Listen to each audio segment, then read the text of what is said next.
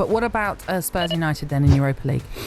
If both teams, Spurs and United, put the best team out on the pitch, Spurs have got better players than Man United. Okay. And I think Spurs, with everyone fit, can still give anybody a game. Kulusevski, Solanke, Richarlison, Son, Brennan Johnson. The back four's decent. Romero, Van der Ven, Pedro Porro, and Doggy. And they are starting to come back, a lot of these players, aren't they? Goalkeeper's not fit, suspect. But yeah, they're coming back fit. So I would say if they're all fit and it's an equal game, Spurs, I'd back Spurs before United.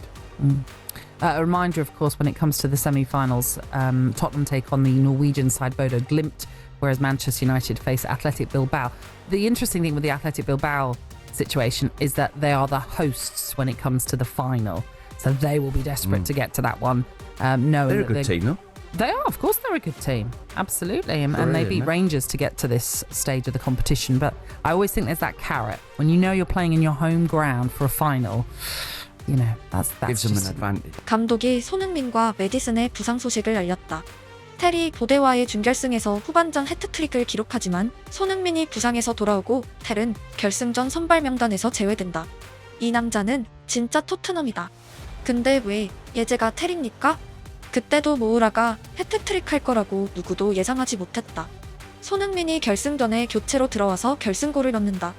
갑자기 우리가 불과 몇 년 전에 챔스 결승 진출팀이었다는 사실이 비현실적으로 느껴진다.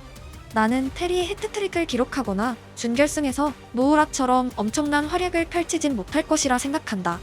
그는 어제 이긴 팀의 일원은 맞지만 차이를 만든 것은 수비수들이었고 텔은 그 슛을 제외하고는 아무것도 보여주지 못했다. 근데 누구나 맞기 전에는 그럴싸한 계획이 있다. 왜 손흥민이 부상에도 불구하고 독일에 가지 않았는지 묻는 사람들이 신기했다. 그들은 캡틴이기에 가야 한다고 주장했고 케인이나 노이어의 과거와 비교했다. 그들은 몇 주 동안의 휴식이 가능했지만 지금 일정에선 손흥민이 독일에 갔다면 준결승을 위한 휴식 시간이 충분하지 않았다. 월요일 경기보다 준결승전이 손흥민과 메디슨에게 훨씬 의미 있다. 지난주에도 똑같이 말했는데 결국 울버햄튼한테 패배하자 여기에 모두가 분노하더라. 그때 우리가 2대1 정도로만 져도 괜찮았지만 그 정도로 우스꽝스러운 경기를 펼치고 상상할 수 있는 가장 수치스러운 사실점을 했기에 다른 차원의 문제이다. 그때는 화낼 이유가 있었다. 팬들과 선수들은 남은 리그 경기에 큰 가치를 느끼지 못하지만 감독은 자신의 거취를 위해 리그 승리도 필요한 부분으로 보고 있다고 확신한다. 나는 우리 베스트 11의 대부분이 준결승 이전까지 2주 동안 휴식을 취하길 원하지만 경영진은 이보다 더 수치스러운 리그 성적표를 받지 않기 위해 노력할 것 같다. 특히 리버풀전은 그들의 우승 결정전이 될 수도 있다. 남은 리그 경기에서 전패해도 된다. 준결승전에 모두가 건강하게 나타나기만을 바란다.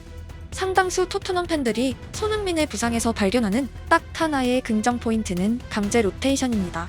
유로파 토너먼트 중에도 감독은 큰 의미가 없는 리그 경기들에 손흥민을 포함한 주전 선수들을 대거 투입했었고 정작 유로파에서 주전 선수들이 최상의 컨디션이었던 기억이 제로에 가까웠기 때문입니다. 유로파 리그의 공식 홈페이지에는 선수들의 최고 속도가 표기되어 있는데 대부분의 선수들이 자신의 최고 속도보다 2에서 4km/h 정도가 느려져 있고 이는 주말 경기를 뛴 선수들이 주중 경기에서 보이는 체력적 부담감을 나타내고 있습니다.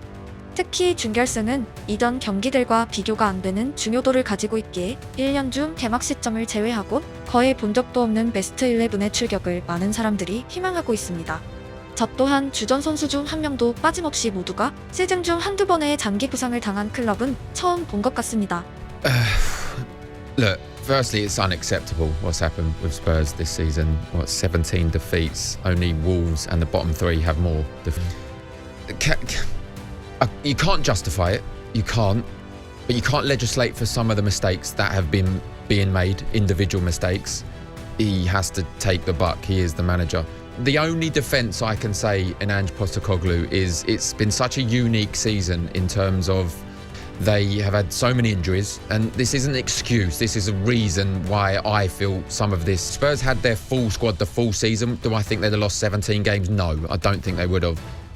I really wanted it to work out for Ange. I really did. I've backed him for a long, long time. And as I said earlier in the show, I have one toenail left in the Anjin train. 결국 모든 이야기는 손흥민의 부상이 심각하지 않다는 전제가 붙어야 하기에 걱정되는 주제이고 아직까진 골절 같은 종류가 아니라 발 통증으로만 표현되고 있어 타박으로 추정되고 있습니다.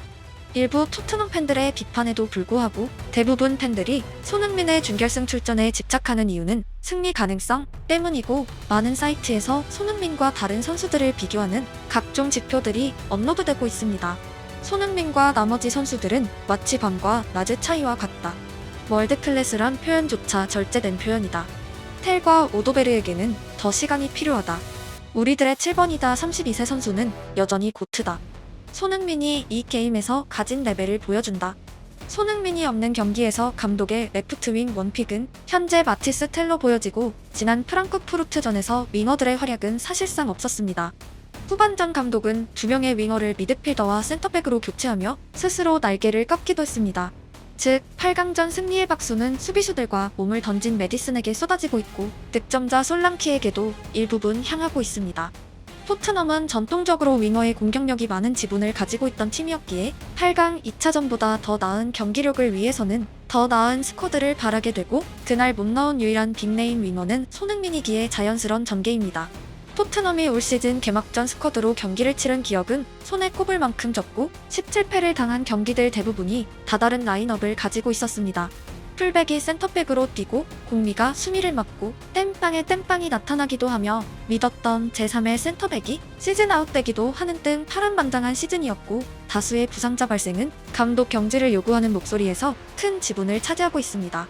앞서 보신 토크스포츠의 내용처럼 건강한 토트넘의 베스트 11은 유로파 정상을 차지하기에 충분한 스쿼드이고 명단만으로는 라리가 4위에 올라있는 빌바오와 비교해도 전혀 열세가 아닙니다.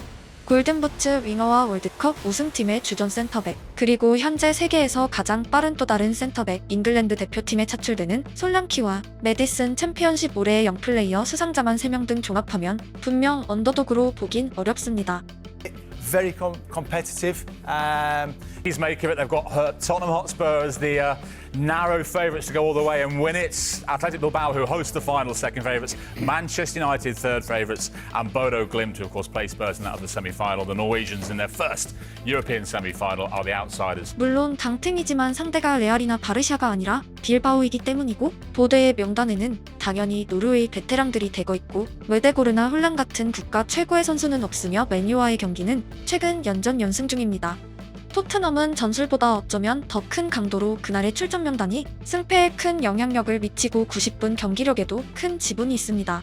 문제는 시즌 내내 가동되지 못한 환상의 일군이 유로파 4강과 결승에선 가동될 수 있을지 아직도 미지수라는 것입니다. 손흥민의 복귀는 분명 베스트 11의 주요 퍼즐이고 축구적인 이야기는 아니지만 내일은 손흥민의 시그니처 축구화가 발매되는 날이며 태극7 모델에 적힌 글자가 일부 사람들에게 관심사가 되었습니다.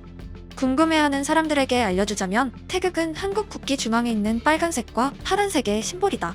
신발에 적힌 한국어에서 흰색과 빨간 부분은 손흥민의 이름이다. 그 반대편에는 손흥민과 그의 아버지의 관계에 대한 경의가 담겨있다. 손흥민이 이걸 신고 유로파 트로피를 들어올린다면 정말 멋져 보일 것이다. 이거 너무 근사하다. I've got Heung-min Son's brand new signature Adidas F50s in my hand and I'm about to tell you everything you need to know about this special edition launch. The colours of the boot are inspired by the South Korean national flag featuring colours of white, black, red and blue and it ties in so nicely with that. 아디다스는 오래도록 손흥민을 통한 마케팅의 드라이브를 걸어왔고 오랜만에 그의 시그니처 축구화 출시로 이어졌습니다. 중계를 보시는 분들 모두가 아시겠지만 한 경기에 상당수 선수들은 같은 축구화를 신고 뛰고 있습니다. 우연이지만 유로파 결승 가능성과 태극7 모델 출시의 시기가 겹쳐있고 한글로 자신의 이름이 새겨진 모델은 경기장에서 손흥민 혼자 신게 된다는 의미입니다. 주요 경기 전에는 여러가지 말말말이 쏟아지지만 축구화에까지 의미 부여가 되는 것은 토트넘 팬들 입장에서 유럽 대항전 4강의 무게감을 함축하고 있습니다. 저 또한 의미 부여를 하는 성격이고 태극7 모델이 꼭 유로파 결승이 열리는 빌바오의 경기장을 밟길 간절히 고대하고 있습니다. 그 모델로 득점까지 나온다면 말 그대로 꿈같은 전개입니다. 많은 사람들이 아디다스 프레데터를 보면 가장 먼저 지단의 월드컵 우승 순간을 떠올립니다. 머큐리얼 베이퍼02 모델은 단연 2002년의 호나우두입니다. 먼 미래의 태극7을 볼 때면 2025년 봄날의 유로파리그가 생생히 떠오르길 기원합니다. 무대와 무기는 넘칠 만큼 갖춰졌습니다. 남은 것은 건강한 신체입니다.